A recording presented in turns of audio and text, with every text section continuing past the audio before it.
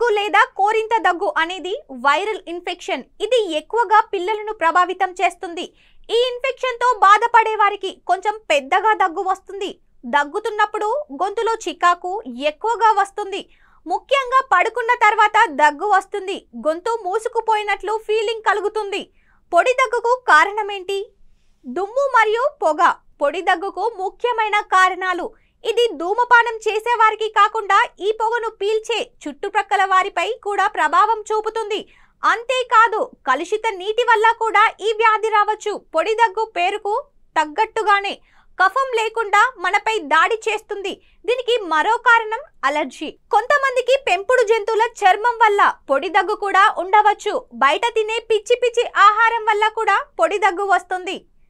నివారణ మార్గాలు. సాధారణంగా జలుబు, దగ్గు వంటి సమస్యలతో బాధపడేవారు విటమిన్ సి ఎక్కువగా తీసుకోవాలి.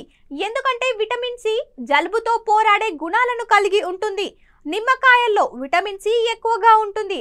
ఒక చెంచా తేనె మరియు కొద్దిగా రోజ్ హిప్ రసాన్ని గోరువెచ్చని నీటిలో కలిపి తాగడం వల్ల పొడి దగ్గు మరియు దానికి కారణమయ్యే కఫం నుండి బయటపడవచ్చు. పొడి దగ్గుకు అల్లం మరియు తేనె. 1/2 ఇంచు సైజు అల్లం ముక్కను తీసుకొని చిన్న ముక్కలుగా కట్ చేసి ఒక గ్లాస్ వాటర్ లో వేసి మరిగించాలి. దీన్ని వడకట్టి అందులో ఒక చెంచా తేనె కలిపి ఈ మిశ్రమాన్ని రోజుకు 3 సార్లు తాగితే పొడి దగ్గు తగ్గుతుంది. పొడి దగ్గుకు ఎండు ద్రాక్ష. ఎండు ద్రాక్ష పిల్లలకు ఇష్టమైన ఆహారం. నీరు తీసిన తర్వాత 50 గ్రాముల ఎండు ద్రాక్షను గ్రైండ్ చేసి దానికి 50 గ్రాముల బెల్లం వేసి చిక్కబడే వరకు మరిగించాలి.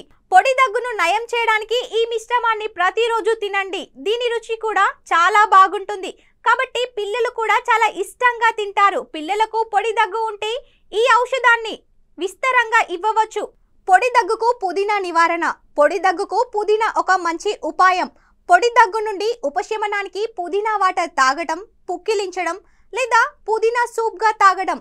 ఇలా ఏ రకంగా అయినా పుదీనా వాడితే పొడి దగ్గు నయమవుతుంది. ఇలాంటి మరిన్ని టిప్స్ కోసం మన ఈహా హెల్త్ ని సబ్స్క్రైబ్ చేసుకోండి. లైక్, షేర్, కామెంట్ చేయడం మాత్రం మర్చిపోకండి.